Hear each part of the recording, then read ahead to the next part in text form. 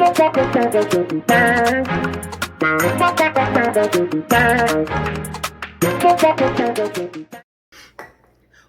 guys? Welcome to my channel. You're watching another Izzy's review.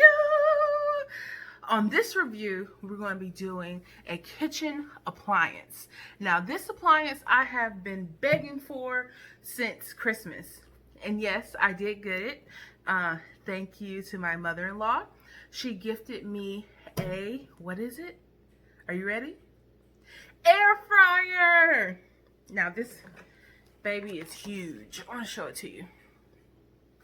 We're going to be reviewing 3 things you should know before you commit to an air fryer. Okay, so I've been seeing it on social media. I saw some advertisements for it before around Christmas, and I said, you know, I am all about self-care, self-love, taking care of myself, and making nutritious meals for my family. I want an air fryer. All right, before I get into, is it as amazing as everyone says it is, I will say there are 3 things that you should know. 1, they come in different sizes. I don't even know how many ounces mine is, but this is the frying cavity. This is the basket. And then you place it. Yes, I do use mine. So for a family of 2 or more, this size may be doable. My family is larger than 2. So I find myself making more batches, meaning I'll have to cook 1 batch and then cook the second batch to feed us because of the size. The basket isn't that large. And for the air to move around the food, you have to kind of do it in sections, or if the food's touching, this side's not getting cooked and this side's not getting cooked. So I do mine in 2 batches. That's the first thing you should know. Be mindful of the size, what you're cooking, what you intend to cook. 2, you're going to need some cooking spray in an aerosol. I read the instructions front to back. I look for reviews.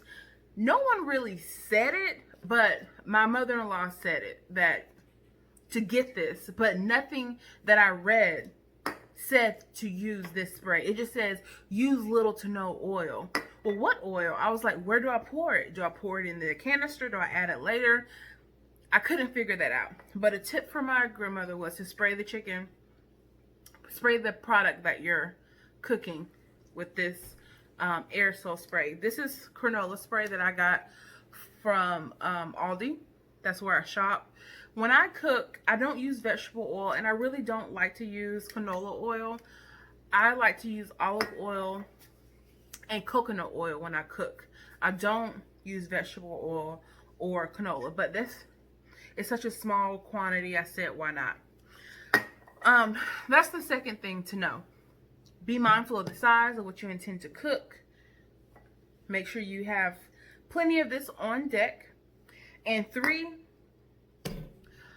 don't expect the same consistency as deep frying. I can't tell you where I got that notion from, but it was in my brain. I committed to it. So when I got it for a gift, I plugged it up and I was ready to use it. That was what I was expecting. Does it make it crispy? Yes.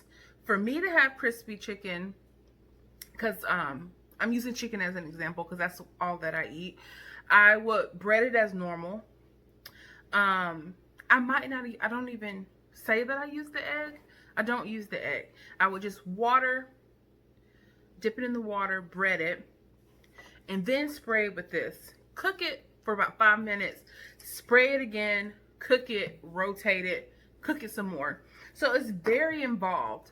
But on the flip side, for people who don't want to be as involved and don't desire a crispiness, you can just preheat it, put your food in, walk away. It's not like cooking stovetop where you have to watch it or be worried about it burning.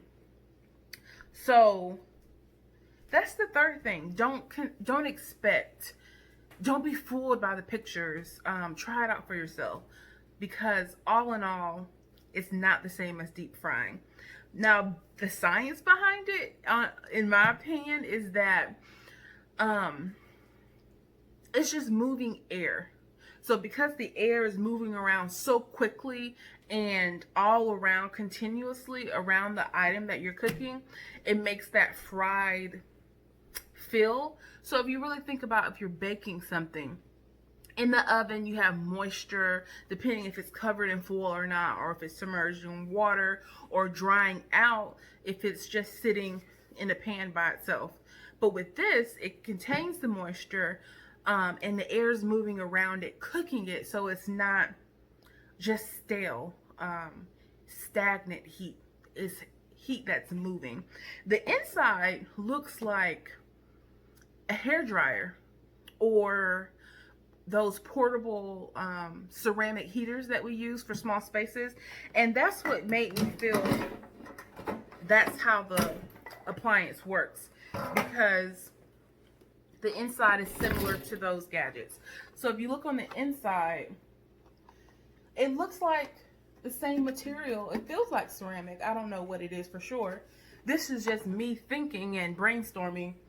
See, this looks like a ceramic heater or the inside of your blow dryer. The air bounces around and moves and goes bounce, bounce, bounce, bounce, bounce. And here's the heater right there. This heats the air.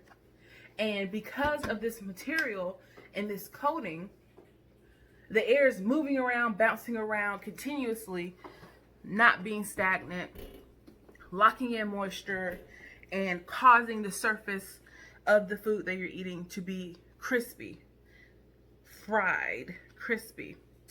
So I don't hate my air fryer, but I honestly don't love it as much as I thought I would. I love it for reasons that I didn't think that I would love it, meaning that I can walk away, I set the temperature, it has little pre-settings, fish, chicken, French fries, mode on, off, timer, heat. But do I love the fact that I can cook my food with less oil? Yes. Do I love the fact that I have to cook in such small quantities? No. Have I tried to fry French fries or potatoes? Yes. And I'm not gonna lie, during the prep time of dinner, I've been in a rush, and there have been a few instances where I said, I'm gonna, prepare for this. I cut my potatoes as it recommends in the pamphlet that it comes with. I soak them in water like it says, and I still feel I have to double the cook time. I did some sweet potatoes one time, and I cut them really finely. I sprayed them and I cooked those. Those cooked pretty well, but I haven't had any luck cooking a French fried potato to the consistency of a French fry. Now, have you ever sliced a potato and had kind of like, I don't want to say scallop potatoes, but just a crispy potato? It's not a roasted potato, I should say. It's not a French fry, it's not a baked potato, but a slice. It has a hard crust on the outside, but on the inside it's still a little soft. Kind of like a wedged potato, but in a circular form. I've done those. That's what they taste like, but they don't taste like French fries, if that makes sense. Or crisp. How do they say it in Europe? Or papas fritas. Papas fritas in Espanol. That's it. I mean, thank you, mother-in-law, for the gift. I love it. I use it. I appreciate it, but it is not at all what I expected, none the least. So those are 3 things that you should know before you consider purchasing a air fryer for yourself. I'm all about a steal and a deal. So as this technology evolves and they make version 2.0, 3.0, I'm hoping that the price will go down and this can get to about 30 or 40 bucks in the next 2 or 3 years. And then maybe I will consider upsizing and getting another one. But as of now, this is on a need basis. It's not really something that I do every day. I don't mind the taste or the texture, but my family, they're not loving the texture. They'll eat it if I prepare food with it, but they will beg and plead and say, oh, please cook it normally tomorrow or something like that, you know? But I thank y'all so much. I hope this review was helpful. Those are my 3 tips of things that you should know before you purchase an air fryer. And if you please have not, please like, share, and subscribe if you have not done so already. With much love, Izzy.